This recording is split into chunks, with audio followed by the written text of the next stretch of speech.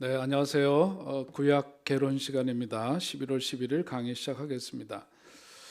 먼저 좀 복장이 평소와 좀 달라서 죄송하고요. 오늘 김장하고 환복할 시간이 없어서 그냥 이렇게 서게 된 것을 이해해 주시기 바랍니다. 오늘 또 11월 11일 특별히 빼빼로 데이라고 하는데 또 즐거운 시간 가지시면 좋겠고, 오늘 이 저녁에도 함께 여러분들 이 한 시간 또 하나님의 은총이 더욱더 가득하시기를 바랍니다.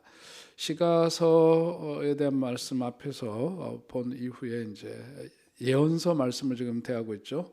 지난 시간에 이사야, 그다음 에레미야 말씀을 함께 공부했고, 오늘 이제 에스겔서부터 모두 이제 예언서가 17권인데 내용에 비해서는 굉장히 이제 개론 시간이기 때문에 다루는 그 내용이 굉장히 좀 짧고 굉장히 어떤 점은 단순합니다. 그러니까 개론 시간이니까 전체적인 어떤 기본 이해를 하는 정도로 넘어가는데, 요즘 우리가 이제 새벽기도회에서 세일의 새벽기도회 동안은 이제 특별히 출애굽기 말씀을 중심으로 말씀을 보지만 평상시에 이제 금년 한 해 동안 성경 통독을 하면서 연대 순으로 이제 말씀을 함께 읽고 있죠.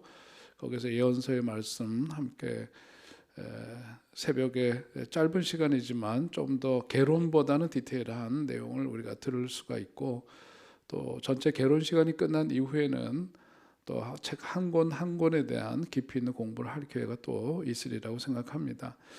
자, 지난 시간에 이어서 오늘은 이제 에스겔서 말씀을 함께 보겠습니다. 에스겔서는 뭐 그 책 제목대로 에스겔 선지자에서 기록된 책이라고 할 수 있는데요. 거기 에스겔서 1장 3절에 보면은 갈대아 땅 그발 강가에서 여호와의 말씀이 부시 아들 제사장 나 에스겔에게 특별히 임하고 하는 그 말씀. 그래서 여호와의 권능이 내 위에 있으니라 하면서 그 말씀이 이제 기록되어 있는데, 이걸 통해서 이 에스겔서는 에스겔 선지자에 의해서 기록된 것이라고 볼 수 있죠.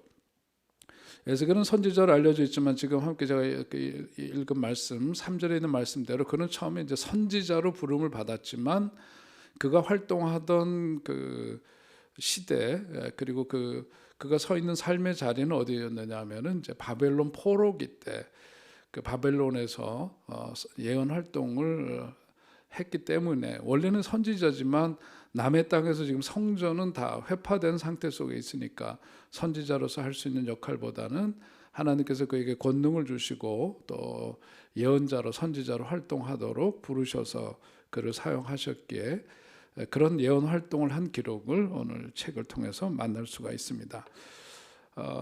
그런 에스겔이 예루살렘에 대한 마지막 공격이 있기 전에 바벨론으로 끌려갔는데, 바벨론에 의해서 이제 이스라엘 백성들이 포로로 잡혀간 것이 모두 이제 세 차례에 걸쳐서 이루어지죠. 그때 이제 두 번째 포로기 때 그때 이제 포로로 잡혀간 것으로 그렇게 알려져 있습니다. 자, 거기에서 그 에스겔이라는 이름 자체는 하나님께서 힘 주심 혹은 하나님에 의해 힘을 얻음이라고 하는 그런 뜻을 갖고 있는 이름입니다. 에스겔이라는 이름은 에스겔서에서만 두 번 나오고 다른 이제 구약 성경에서는 그 이름이 더 이상 언급되지 않고 있죠. 시기적으로 보자면 주전 약 592년부터 570년 그때 그 70년 바벨론 그 포로기 동안 이제 사역을 했던 이제 그런 인물입니다. 주전 597년 두 번째 포로로 바벨론에 끌려갔고, 에스겔의 사역 말기 그리고 다니엘의 사역 초기와 중복되는 것을 시기적으로 보면 알 수 있습니다. 물론 이제 그거 활동했던 배경이 되는 지역은 바벨론이죠. 거기에 주제는 크게 보면 두 가지입니다. 하나는 뭐냐면 심판이죠. 자, 심판이라고 하는 것은 뭐냐면 바벨론 포로기를 거치면서 이스라엘 백성들이 이제 그 나라가 망하고 포로로 잡혀서 바벨론에서 그렇게 노예 계급에 해당되는 종으로 살아가게 되는데, 거기에 대해서 왜 너희들이 이런 상태 속에 있게 되었느냐, 그것은 바로 하나님의 심판이었다 하는 메시지를 그들에게 다시금 상기시켜주고 있고 그래서 선포하는 겁니다. 그야말로 적국의 심장부에 살고 있는 이스라엘 백성들, 그들은 출애굽기도 표현하고 있는 것처럼 목이 곧은 백성이다. 그러니까 고집이 세서 하나님 말씀하시지만 하나님 말씀에 귀 기울이기보다 자기 식대로 고집스럽게 살아갔던 그런 이들에게 하나님의 말씀을 전하는데, 에스겔은 그 하나님의 진노를 불러온 죄악들을 나열하면서 너희들이 이 고생을 하고 이런 고난 가운데 살게 된 그 배후에는 너희들이 어떻게 살아왔는지 그 죄악상에 대해서 열거하면서 그 죄의 결과 하나님은 이렇게 징계를 하지 않을 수가 없었다 하는 이야기를 그들에게 선포하고 있는 겁니다. 그러면서 그들은 이런 어려운 상황에 놓이게 되니까 뭐냐면 막연한 희망을 품게 되죠. 하나님이 우리를 결코 버리실 리가 없다. 하나님께서 우리들에게 이렇게 모질게 하실 리가 없다. 하나님을 배신했던 그들이 막상 고난 상황 속에 처해지니까 뭐냐면은 하나님이 이 고생을 금방 종식시켜 주실 거라고 하는 헛된 희망을 꾸었다 이거죠. 그런데 에스겔 선지자가 선포하는 것은 뭐냐면 어림도 없다 그거예요. 너희들이 그동안 죄 가운데 살았던 그런 결과로 맞이한 이 현실은 결코 쉽게 끝나지 않는다. 그러니까 너희들 여기에서 뿌리 내리고 살면서 여기서 계속해서 살아가야 될 그 국리를 해야 될 거다. 헛된 희망을 품지 말아라 하는 선포가 에스겔서 이제 전반부에 선포되어지는 말씀인 거죠. 예루살렘과 예루살렘 성전은 그런 점에서 반드시 심판받고 바벨론 포로 기간은 결코 짧지 않을 것이다. 그런데 에스겔 선지자가 선포한 대로 그는 이제 두 번째 그 포로들이 잡혀갈 때에 끌려가서 바벨론에서 예언 활동을 했는데 그로부터 한 10여 년 후에 실제로 예루살렘이 완전히 이제 망하게 되죠. 그래서 그 왕은 두 눈이 뽑힌 채 끌려가고 백성들은 완전히 거기에서 좀 유력한 사람들은 세 번째로 바벨론으로 이제 포로로 잡혀가고 나머지 이제 소위 무지랭이들이 이제 일부 남아 있고 성전은 완전히 파괴가 되어서 그 흔적을 찾기 어려울 정도로 그렇게 망한 현실, 그것이 실제로 이루어지는 것을 볼 수 있습니다. 자, 에스겔서에서 담고 있는 두 번째 중요한 메시지는 뭐냐면 그렇게 앞에서 그 심판이라고 하는 주제와 더불어서 두 번째 중요한 메시지는 바로 회복이라고 하는 거죠.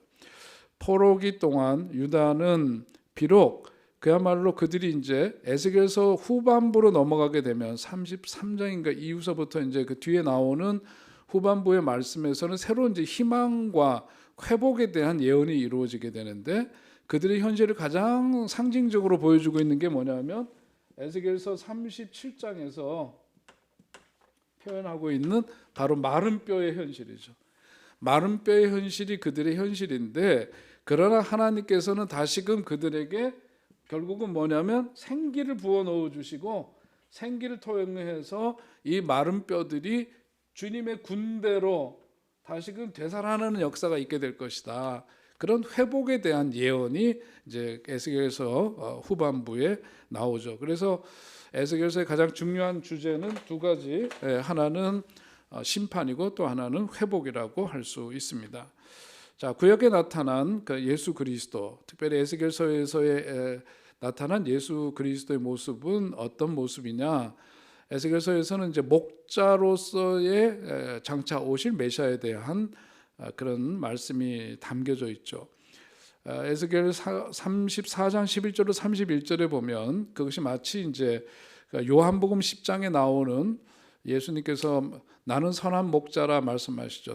나는 선한 목자라 선한 목자는 양들을 위하여 목숨을 버리거니와 삭구는 목자가 아니요 양도 제 양이 아니라 하는 이제 이어지는 쭉 이제 그 말씀 속에서 보듯이 양떼를 구원하고 먹일 목자, 바로 그 모습을 에스겔서를 통해서 장차 오실 메시아를 예언하고 있습니다.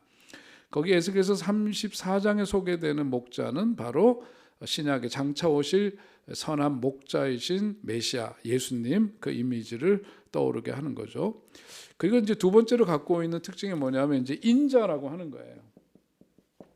인자, 사람의 아들이죠. 사람의 아들. 그래서 복음서에 보면 마태복음에서는 왕 중 왕으로 오시는 분, 그리고 이제 그 하나님의 아들로서 이제 요한복음에는 말씀하고 있고, 또 누가복음에서 이제 인자라고 이제 표현하죠. 인자, 그러니까 사람의 아들. 근데 에스겔서에도 보니까 이 인자라는 표현이 무려 90회나 등장하는 것을 볼 수 있습니다. 그러니까 이게 이제 나중 예수님께서 당신 자신을 스스로 이제 표현하실 때 쓰는 표현이죠. 인자, 사람의 아들. 하나님의 아들이면서 동시에 사람의 아들로 오신. 그러면서 이것은 다시 말해서 예수 그리스도는 뭐냐? 신성을 가지신 분.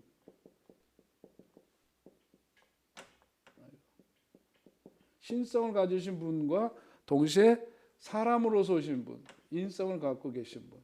그래서 이 두 가지를 다 갖고 계셔야 우리를 구원하실 수가 있죠. 신이시면서 동시에 인간이어야 우리의 죄를 대신 채율하실 수가 있기 때문에 그런 건데, 에스겔서에서는 이 호칭을 통해서 장차 오실 예수님, 그분이 이제 메시아, 장차 오실 메시아는 바로 이제 이런 존재임을 여기서도 볼 수가 있죠. 그래서 에스겔서를 일컬어서 그리스도의 일종의 그 원형이라고 할 수 있죠. 원형, 아키타입이라고 해서. 그러니까 어떤 전형이다. 예수 그리스도 이 표현으로 보더라도 그렇고, 에스겔서에서 그 역할을 하고 있는 그 에스겔 선지자를 통해서 그리스도의 한 원형을 볼 수 있다. 그렇게 말합니다. 주님의 영이 그에게 임했을 때 11장 5절에 나오는 말씀이죠. 메시아 시대를 예언하는 어떤 고난을 위임 받았고, 그래서 그것을 이제 인자라고 하는 그 표현 속에는 이제 그런 내용이 거기에 포함되어 있습니다. 실제로 예수님께서는 요단강에서 성령이 임하신 다음에 메시아 왕국의 도래를 선포하는 권한을 이제 위임 받았고, 그것이 이제 누가복음 4장 18절로 19절에 나오는 일종의 대헌장이죠. 예수님께서 공생의 사역을 시작하시면서 일종의 앞으로 당신 자신이 어떤 일을 할 것이다, 사역에 대한 일종의 그 헌장 발표입니다. 취임사라고도 할 수 있죠. 이제 그 말씀이 바로 거기에 담겨져 있습니다. 자, 에스겔서의 그 핵심 구절입니다. 두 군데 말씀을 보시는데 36장 24절로 26절의 말씀 함께 읽겠습니다. 내가 너희를 여러 나라 가운데에서 인도하여 내고 여러 민족 가운데에서 모아 데리고 고국 땅에 들어가서 맑은 물을 너희에게 뿌려서 너희를 정결하게 하되, 곧 너희 모든 더러운 것에서와 모든 우상 숭배에서 너희를 정결하게 할 것이며, 또 새 영을 너희 속에 두고 새 마음을 너희에게 주되 너희 육신에서 굳은 마음을 제거하고 부드러운 마음을 줄 것이며. 자, 두 번째입니다. 36장 33절로 35절의 말씀. 주 여호와께서 이같이 말씀하셨느니라. 내가 너희를 모든 죄악에서 정결하게 하는 날에 성읍들의 사람이 거주하게 하며 황폐한 것이 건축되게 할 것인즉, 전에는 지나가는 자의 눈에 황폐하게 보이던 그 황폐한 땅이 장차 경작이 될지라. 사람이 이르기를 이 땅이 황폐하더니 이제는 에덴 동산같이 되었고 황량하고 적막하고 무너진 성읍들의 성벽과 주민이 있다 하리니. 아멘. 그러니까 앞에서 심판에 대한 것이 큰 주제였죠. 거기에 따른 뭐예요?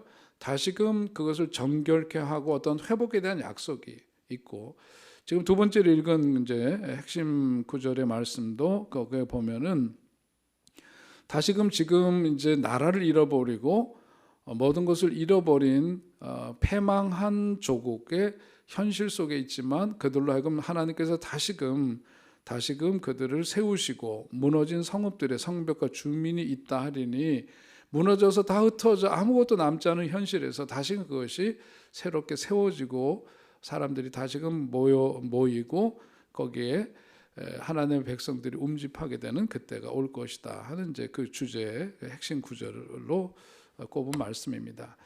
자, 어떻게입니다. 에스겔서에는 산문과 히브리시가 섞여 있죠.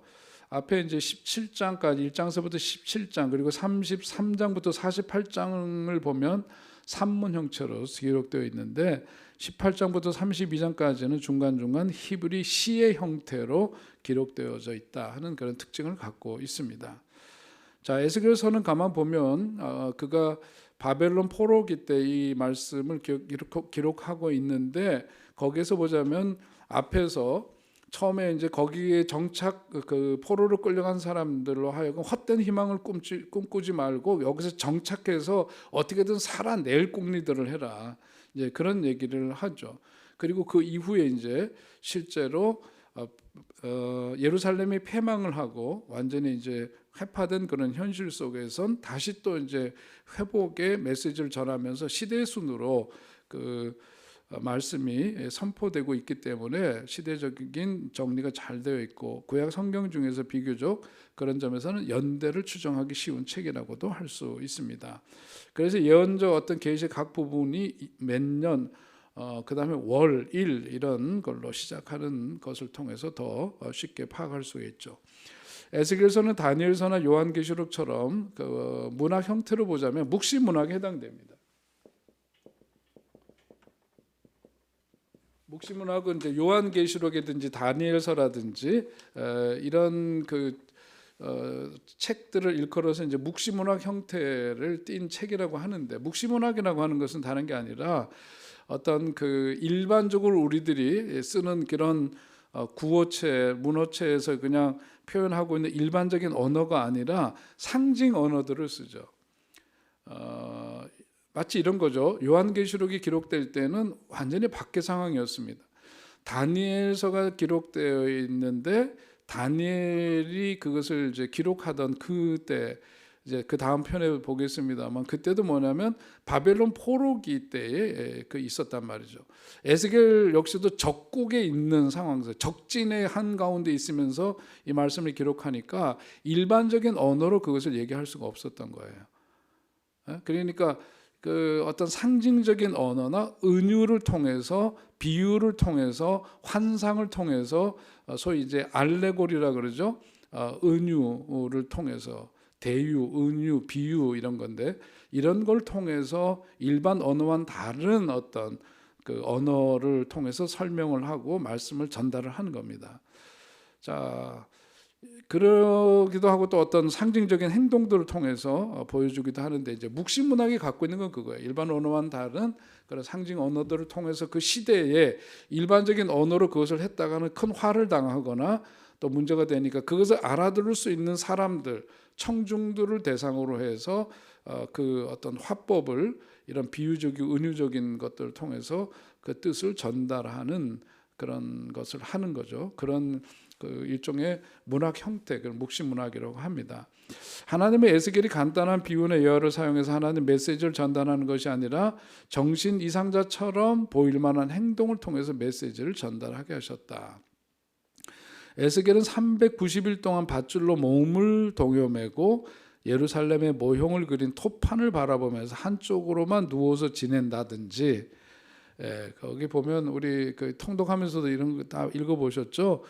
인분 불을 피워서 떡을 구워 먹는다든지, 자신의 아내가 죽어도 슬퍼하거나 울거나 눈물을 흘리지 않는 행동을 한다든지, 자신의 삶을 어떤 실물 교훈으로 활용하면서 하나님의 강력한 메시지를 거기 포로민으로 살아가는 자기 동족들에게 그 메시지를 전하고 있습니다. 이것이 이제 에스겔서가 갖고 있는 어떤 특성이라고 할 수 있죠.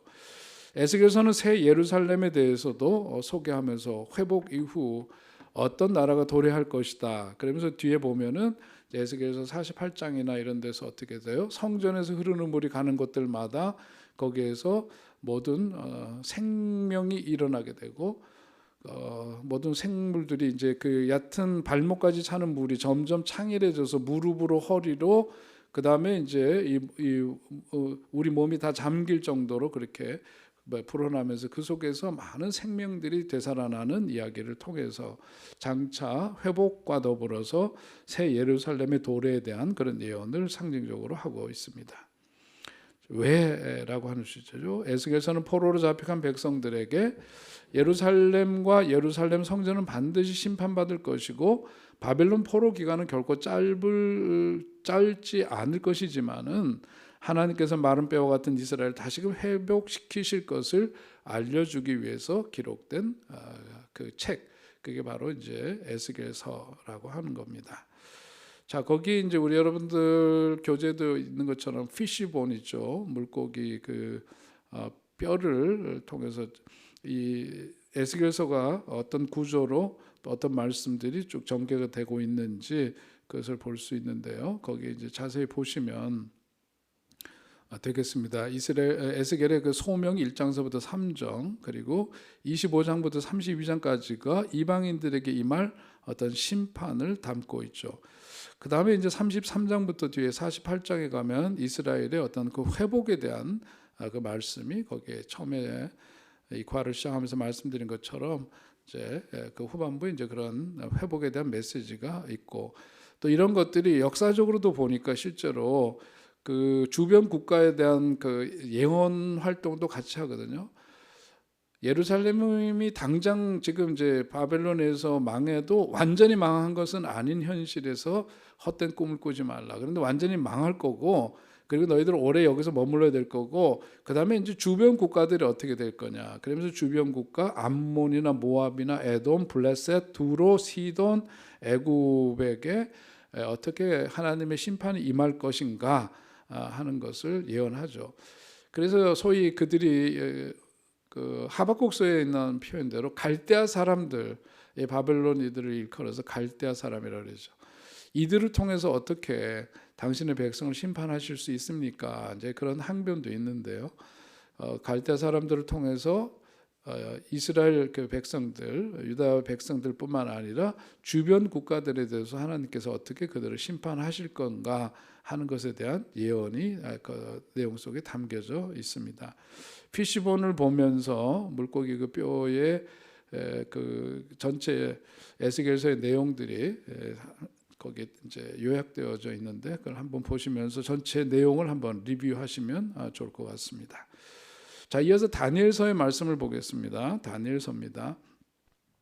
다니엘서까지는 이제 이게 대예언서죠. 대예언서인데, 자, 다니엘서는 다니엘이 기록했다. 12장 4절에서 그걸 확인할 수 있습니다.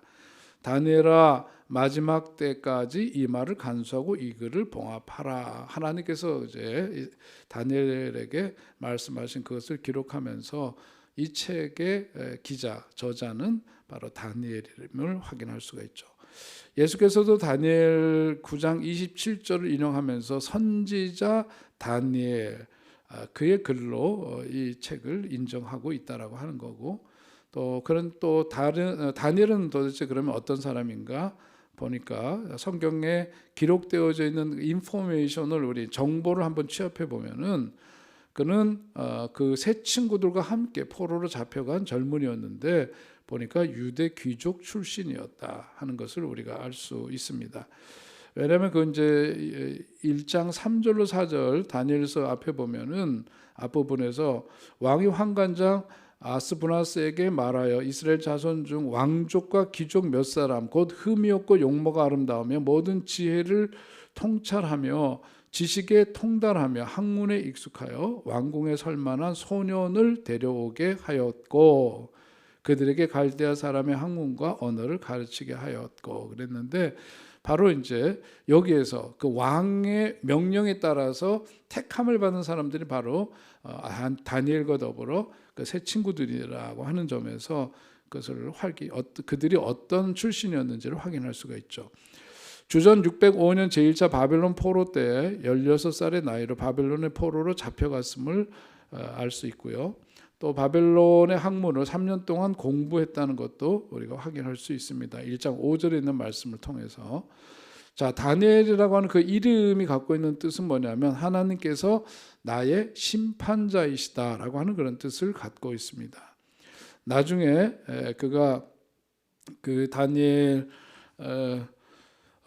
다니엘이 바벨론의 그 왕 베리어 그의 생명을 보호하소서라는 뜻을 가진 벨드사살이라는 이름으로 계명이 되었습니다.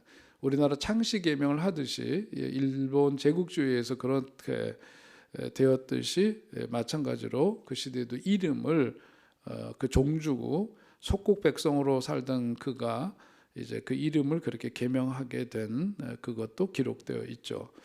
자, 하나님께서 주신 꿈 해몽 능력으로 인해서 느부갓네살 왕 때에 왕궁의 높은 지위에 오르게 된 것도 또 알 수가 있고요.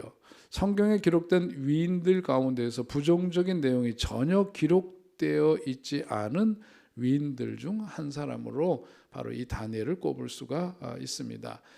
다니엘은 크게 은총을 입은 자라고 하는 그런 이름의 뜻을 갖고 있는데, 저는 이제 이 다니엘서를 보면서 이스라엘 백성들이 이것은 물론 이제 후에 편집되어지는 과정을 통해서 우리들이 보는 정경화되었습니다만은, 이스라엘 역사 속에서 자신들의 가장 치욕스럽고 암울했던 바벨론 포로기에, 오늘 이제 다니엘서 보면 지금 교재에서 설명하고 있는 것처럼 다른 이들은 나름대로의 어떤 약점이나 허물들이 성경은 여과 없이 그들에 대해서 보여주고 있는데, 다니엘서를 보면은 그 다니엘이 어떤 흠을, 그들의 어떤 허물이나 연약함을 언급하고 있지 않다. 그건 다시 말해서 이스라엘의 그 역사 속에서 하나님의 그 구원 역사를 이루어가는 여정 속에서 다니엘은 굉장히 그런 점에서 뭐냐면 흠이 없는, 그야말로 역사 속에서 자랑할 만한, 내세울 만한 그런 인물이었다 하는 것이 이제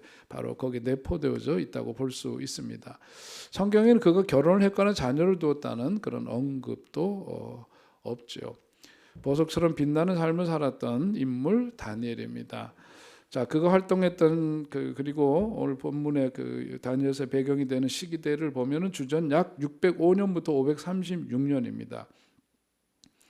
다니엘은 바벨론 왕 느부갓네살이 주전 605년에 첫 번째 포로들을 잡아갈 때 잡혀가서 바벨론 제국 거기, 그리고 후에 등장하는 바사 제국에서 활동을 했는데, 그러니까 뭐냐면 그 바벨론 제국 시대에 느부갓네살 왕과 벨사살 왕, 그 아까 이름 뜻 말씀드렸죠. 그때 그 왕 벨사살과 느부갓네살이 다스리던 그런 바벨론 제국, 그리고 그 이후에 바벨론을 패망시키고 다시 그 제국을 이루어서 종주국이 된 바사 제국, 페르시아 제국인데, 거기 페르시아 제국의 다리오 왕과 고레스 왕이 통치하던 때에 거기 계속해서 제국의 주인이 바뀌었지만 여전히 그는 그 속에서 활동했던 그런 인물로 꼽을 수 있습니다.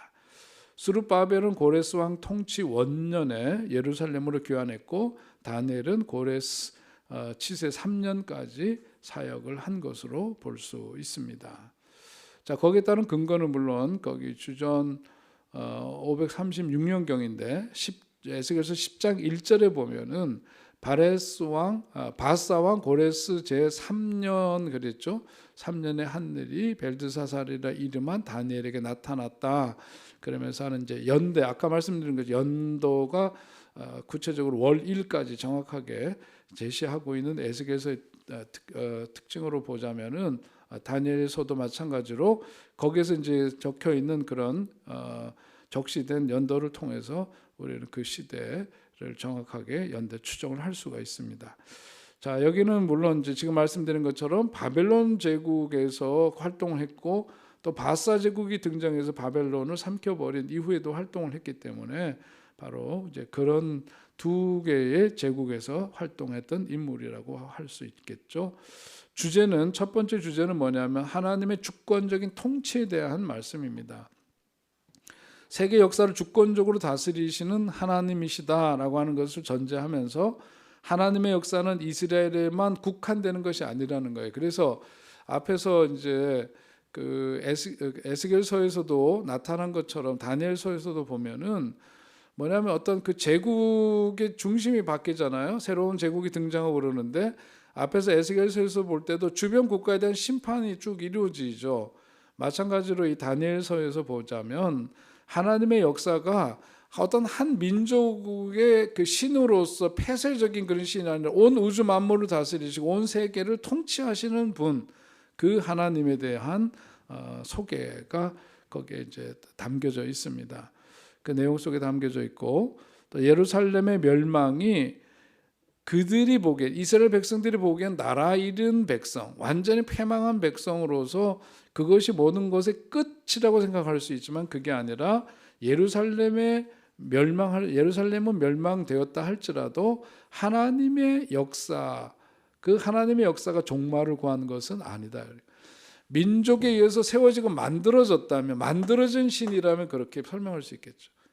근데 만들어진 신이 아니라 하나님이 통치하시고 섭리하시는 가운데 그들을 택하셔서 백성 삼으시고 이렇게 이루어가는 역사이기 때문에, 역사의 참된 주인이신 하나님이 섭리하시는 그런 세상이기 때문에 예루살렘의 멸망이 곧 하나님 역사의 종말은 아니고 하나님의 주권적인 통치 속에 세상은 움직이고 돌아가는 것이다 하는 것을 다니엘서는 보여줍니다.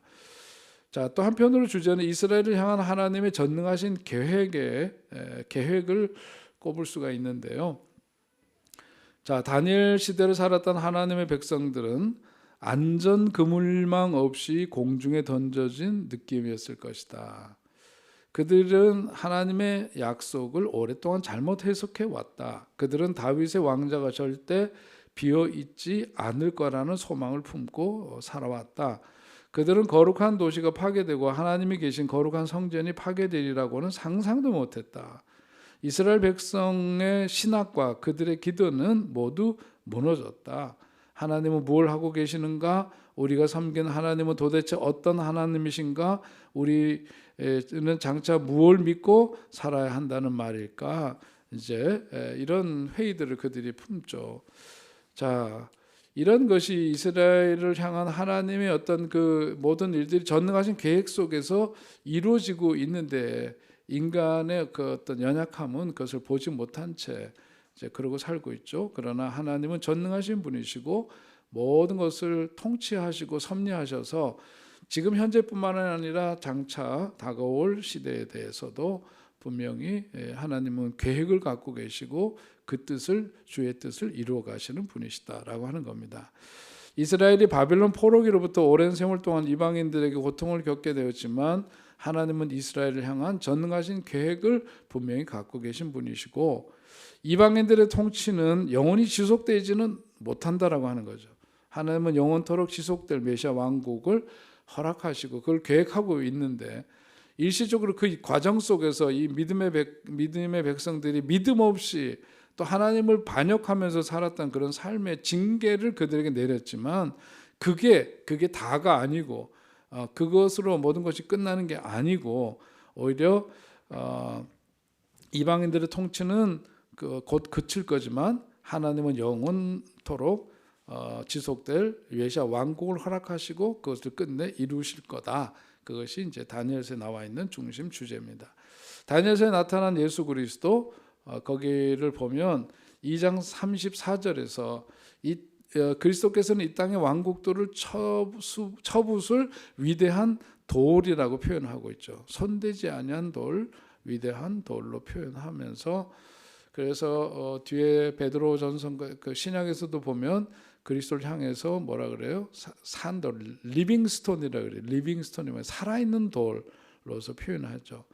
또 다니엘서에서 표현하고 있는 장차 오신 메시아는 인자 같은 분이시다라고 하는 거고요.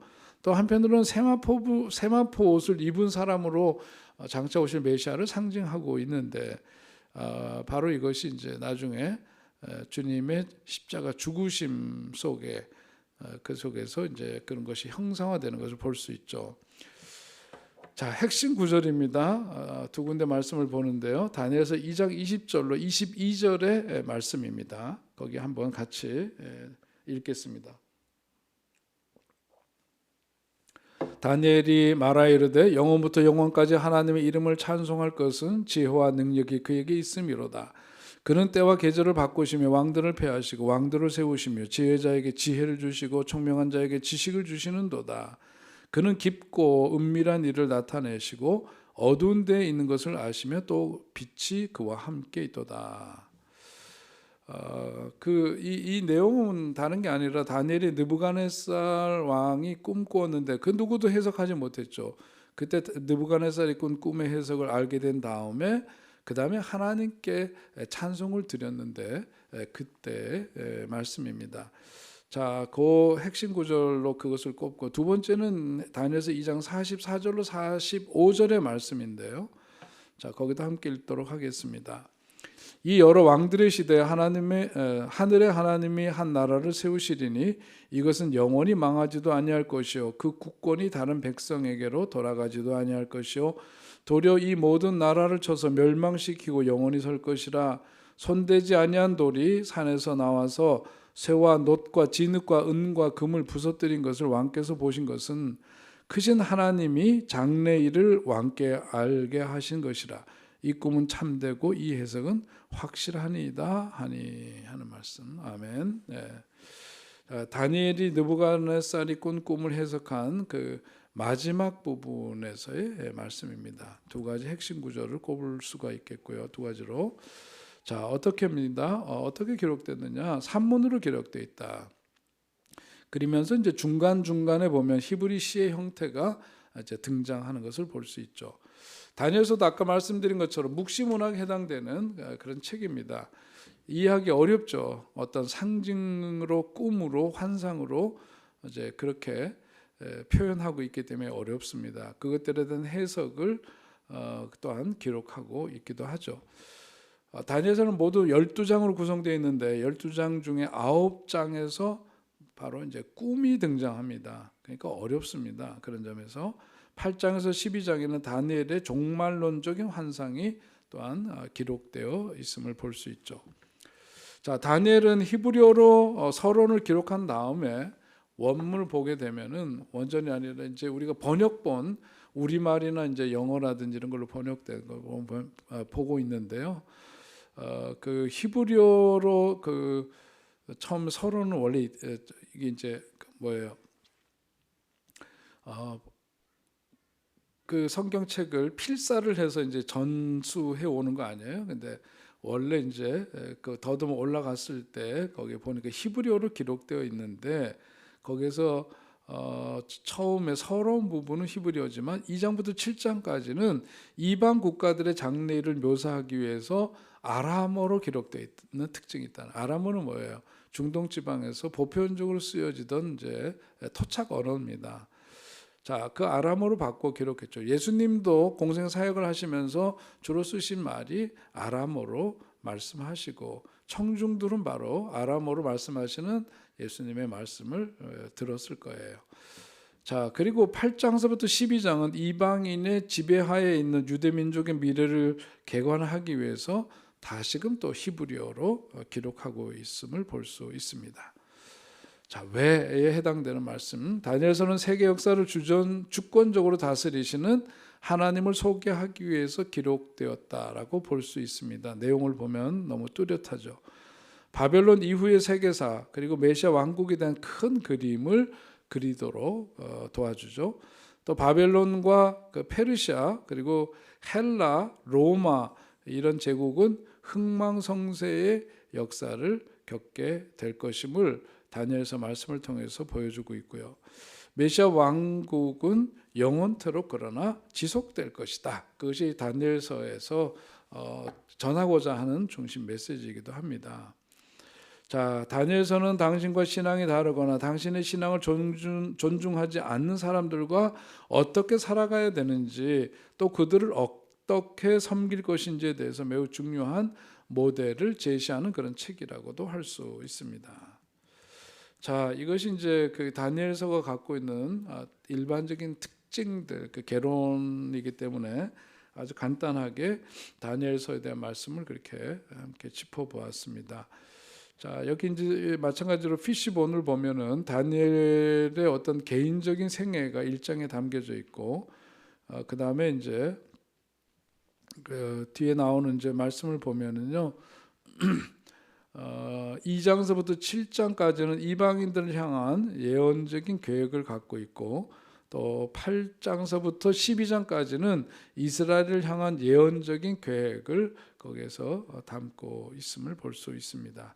자세한 그 줄기를 따라 가다 보면은 그 속에 내포되어 있는 기록하고 있는 그 내용들 그걸 다시금 우리가 통독하면서 성경을 보고 있기 때문에 다시 여러분들이 그걸 기억하는 그런 기회가 되면 좋겠습니다. 자, 이어지는 말씀은 호세아서입니다. 호세아. 자, 호세아는 성경의 다른 어느 책에서도 등장하지 않는 이제 그런 책인데요. 호세아라고 하는 그 이름의 뜻은 뭐냐면 구원이라는 뜻. 그것을 구원이라는 뜻을 갖고 있고, 자, 그 시기를 볼까요? 호세아는 주전 755년부터 710년까지 약 45년간이나 사역을 했던 그런 인물입니다. 자, 호세아는 북왕국 이스라엘의 마지막 시기 여로보암 2세부터 호세아 왕 때까지 7명의 왕이 다스리던 시대의 예언자로 부름을 받았음을 확인할 수 있죠. 그것이 이제 호세아서 1장 1절에 나오는 말씀이에요. 거기에 보니까 거기 한번 좀 그 본문 읽어보시면, 우시아와 요담과 아하스와 히스기야가 이어 유다 왕이 된 시대, 곧 요아스의 아들 여로보암이 이스라엘 왕이 된 시대에 브엘의 아들 호세아에게 임한 여호와의 말씀이라.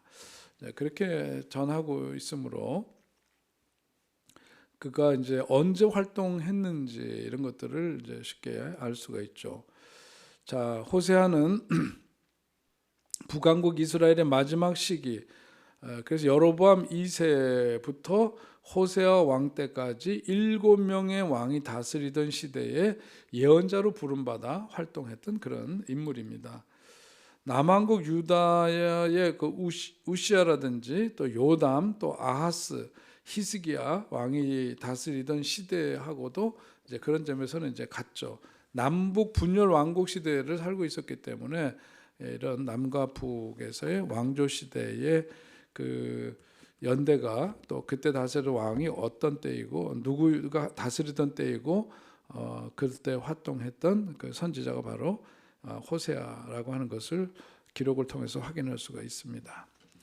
어디서입니다? 북왕국, 물론 이스라엘이죠. 앞에서 말씀드린 것처럼 그 북왕국 이스라엘은 외적으로 번영과 성장을 누리고 있었지만 내적으로 들여다보면 도덕적인 타락, 영적인 간음 이런 것이 보편화되어 있고 팽배해 있는 그런 때였다 하는 것을 알 수가 있습니다.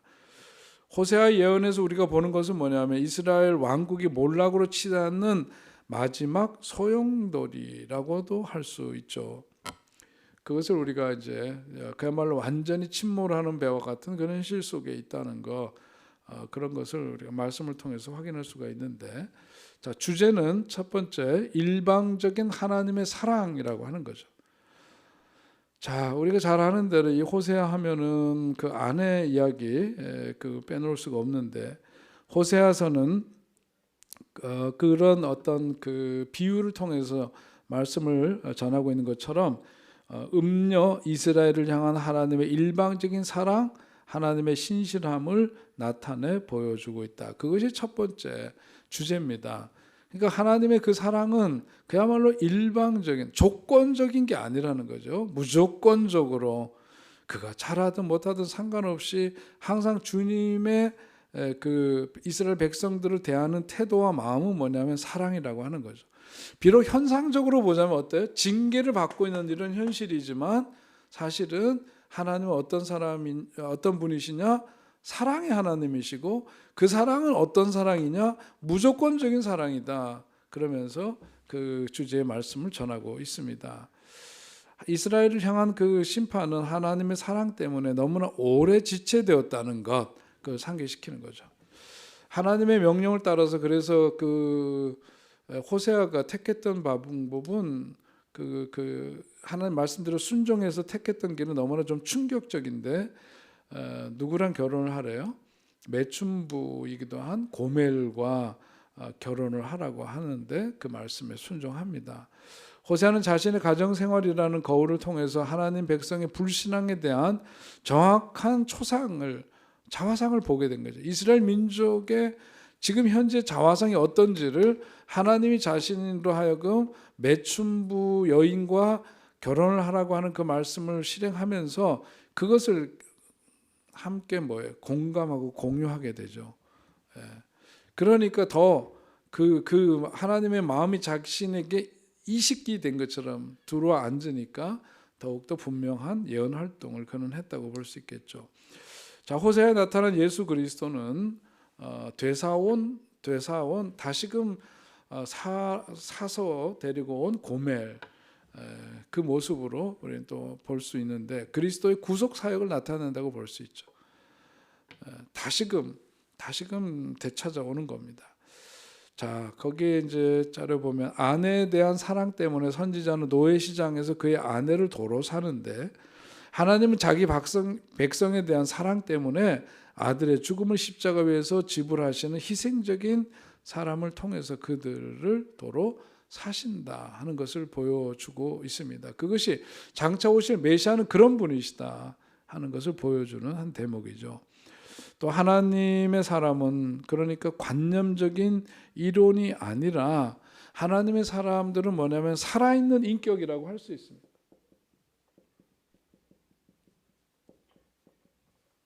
살아있는 인격이다. 그러니까 어떤 그 하나님의 사랑이라고 하는 것이 그냥 추상적인 게 아니에요. 그래서 나중에 우리 이제 신약 성경에도 보면 예수님 뭐 말할 것도 없지만은 사도 바울 같은 경우에는 어떤 그 사랑장에서 얘기하고 있는 그 사랑이 어떤 사랑입니까? 사랑은 오래 참고 온유하며 쭉 이어지잖아요. 모든 것을 참고 모든 것을 견디느니라까지로 사랑에 대한 노래, 짧은 구절이지만 고린도서 13장 4절부터 7절인가에 나오는 그 말씀 속에 보면 이 사랑은 뭐냐면 관념적이지 않죠. 우리가 살아가는 삶에 깊이 들어와서 사랑은 구체적으로 참고 견디고 온유하게 사람을 대하고 이제 그런 어떤 구체성을 띱니다. 그리고 마찬가지로 하나님의 사랑도 마찬가지로 살아있는 인격으로 우리들에게 역사하시는 그런 사랑이다. 그걸 뭘로 보여줘요? 자기 삶을 통해서 호세아는 보여주죠. 결혼을 통해서 그걸 보여주고, 그것이 바로 우리를 향한 매춘부랑 더불어 살아가는 그 사람 어떨까? 그 마음이 어떨까? 그리고 완전히 버려진 낙오된 인생이고 더 이상 소망이 없는 인생이 된 매춘부일지라도 다시금 걷어서 아낌없는 사랑으로 그를 사랑하고, 배신을 해도 다시금 품는 그런 것처럼 하나님은 그런 분이시다. 그걸 보여주죠. 그리고 그 모습이 장차 오실 메시아의 본성이기도 하다. 그걸 보여주는 겁니다. 애굽에서 불러낸 어떤 아들로 표현되죠.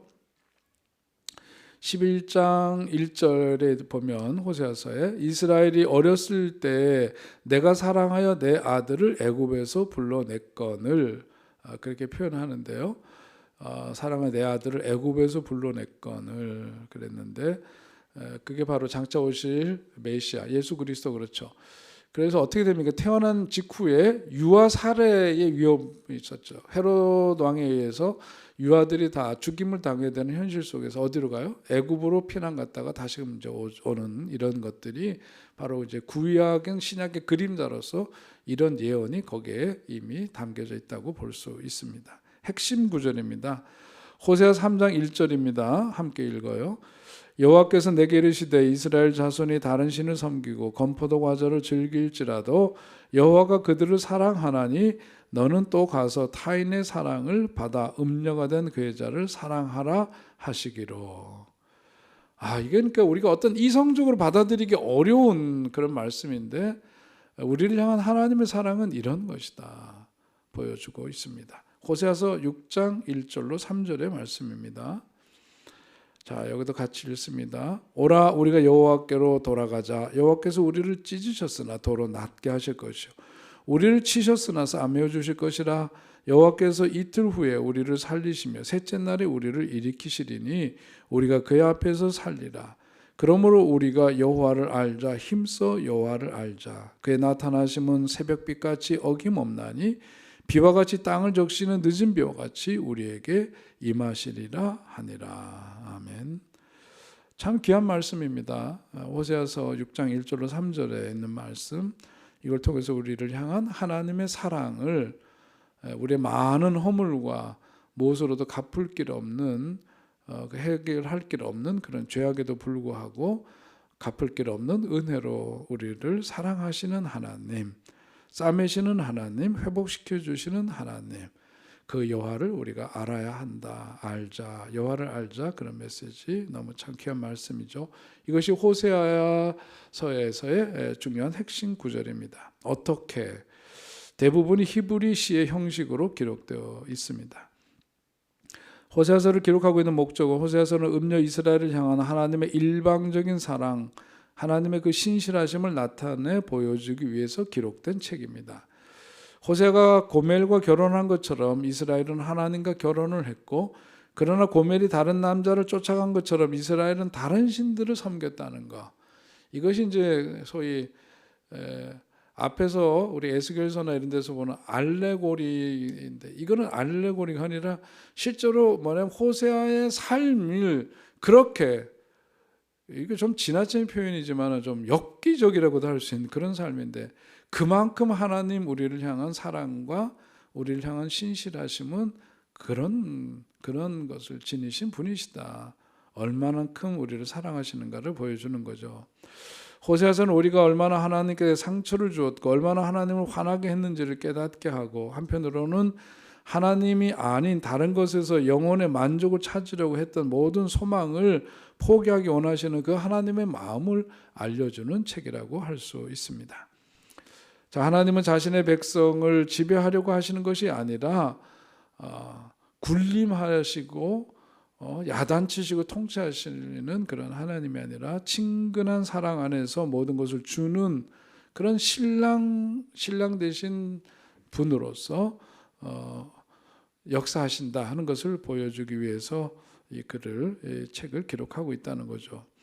호세아서는 하나님께서 벌을 원하시는 것이 아니라 사랑을 원하신다는 것 보여주기 위해서 기록된 책이다.